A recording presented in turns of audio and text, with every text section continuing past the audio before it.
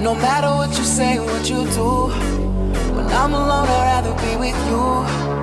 Fuck these other niggas, I'll be right by your side till 2005. Hold up, hold up, hold up, hold up, hold up. I'm gonna move on to another scope of hip hop. So I want to talk about an album that deals a lot of like experimental aspects within it. Childish Gambino's Because the Internet, most well known for having like a conspiracy theory behind the whole album and its meaning. So I'm gonna try to my best ability in trying to explain the album. However, the meaning of this album is particularly subjective. Within the start and beginning of most of the songs in this album, there's kind of like a small skit or background music or it's kind of like the sound effects in it that kind of give it like there's a story going on, and that you have to listen to the album from start to finish in order to understand the story. Within like, I feel like if you buy the physical album as well, you get this with it, and this actually is, and this is what makes this album really, really cool.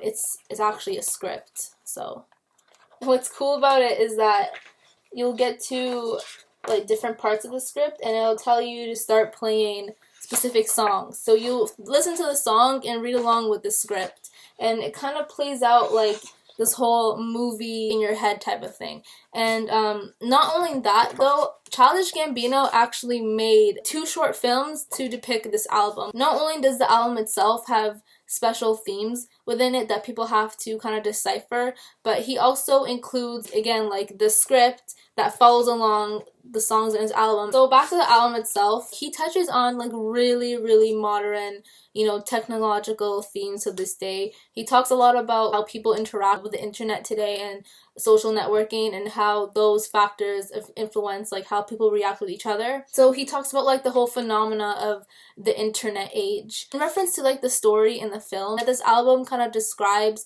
his whole creative process within creating this album. He kind of has like this like grown man with an adolescent type of mentality. There's a lot of different themes in this album, and I mean, like, I could sit here and try to discuss and decipher them all, but it's really hard to, because there's so much and it's all subjective, and there isn't like a clear line between what really is going on in this album. There is kind of like an idea of it, and again, it probably just does reflect kind of Childish Gambino's process in creating this album, and touches on like who he is and like how he thinks, and who's this young boy, who seemingly young boy in this album. Is he really a young boy? Is he just like trapped between the mentality of like the adolescent age and the internet age, and who he really is in real life?